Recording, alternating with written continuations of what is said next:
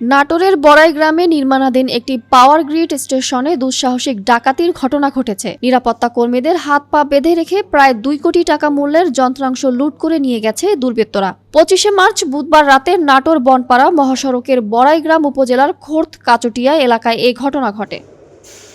পাওয়ার গ্রিডের সহকারী প্রকৌশলী বাবুল কুমার দাস জানান, দুর্বৃত্তরা গ্রিডের মূল গেটে দায়িত্বে থাকা 2 নিরাপত্তা কর্মীকে জিম্মি করে হাত পা বেঁধে ফেলে। এরপর তারা নির্বিঘ্নে গ্রিডের বিভিন্ন যন্ত্রাংশ লুট করে নিয়ে যায়। লুট হওয়া মালামালের মধ্যে রয়েছে 368টি ব্যাটারি, পাওয়ার কেবল, ওয়েল্ডিং মেশিন সহ বিভিন্ন মূল্যবান সরঞ্জাম, যার আনুমানিক মূল্য প্রায় 2 কোটি টাকা।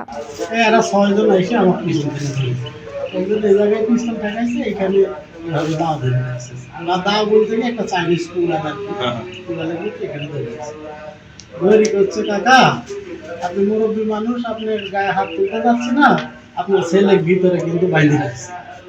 আপনি যদি বেশি মার্কেটিং করেন তাহলে কিন্তু আপনার ছেলের পাটা বান্ধা ওরাই আবার বগলে তলে হাতে খামারে খাড়া করে, পায়ের বাংগুলো খুলে দিয়ে সবাই দিকে রুমে আবার নিয়ে গেল, বগলে তলে হাত দিয়ে ধরিয়ে নিয়ে যায় ওই রুমে ঢোকালে সবগুলা ঢোকায়, আবার পায়ে বাং দিয়ে আবার শোয়া ছিল।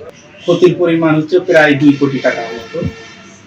যে এই 2 কোটি টাকার মতো ক্ষতিপূরণ হচ্ছে। এখন এটা কর্তৃপক্ষ, সাইডের কর্তৃপক্ষ ইনচার্জ থানায় ব্যবস্থা নেওয়ার জন্য গেছে।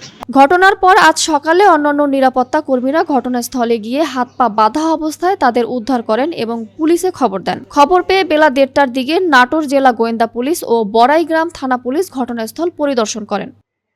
এদিকে ডাকাতির ঘটনায় জড়িতদের শনাক্তে তদন্ত শুরু হয়েছে বলে জানিয়েছেন বড়াইগ্রাম থানার ভারপ্রাপ্ত কর্মকর্তা আব্দুস সালাম।